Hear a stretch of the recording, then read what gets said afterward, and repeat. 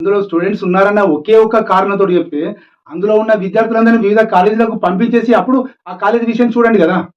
ఆ కాలేజీ బాబు మరి ఇప్పుడు అందరి స్టూడెంట్స్ అందరిని ఒక 1000 మంది స్టూడెంట్స్ ఉన్నారు. ఆ 1000 మందిని ఈ కాలేజీలో మేము అందరిని పంపించేస్తున్నాము. పంపించేసాము అయిపోయింది. ఇక మీ సంగతి ఏంది అక్రమ కట్టడం అవునా కాదని చెప్పి అడగొచ్చు గదా! అప్పుడు ప్రజలందరూ రక్షించేవారు గదా! ప్రభుత్వానికి మంచి పేరు వచ్చేది గదా! ఆ రకంగా హైడ్రా కూడా మంచి పేరు వచ్చేది గదా! ఇప్పుడు ఏమైపోయింది? రాజకీయంగా ఎంఐఎంకు లొంగిపోయిన కాంగ్రెస్ పార్టీ ప్లస్ ప్రభుత్వానికి లొంగి పనిచేస్తున్న హైడ్రా రంగనాథ్ గారికి చాలా మంచి పేరుంది. ఆ మంచి పేరు కూడా ఈ ఫాతిమా కాలేజీ వల్ల చెడిపోయింది. ఇప్పుడెలా?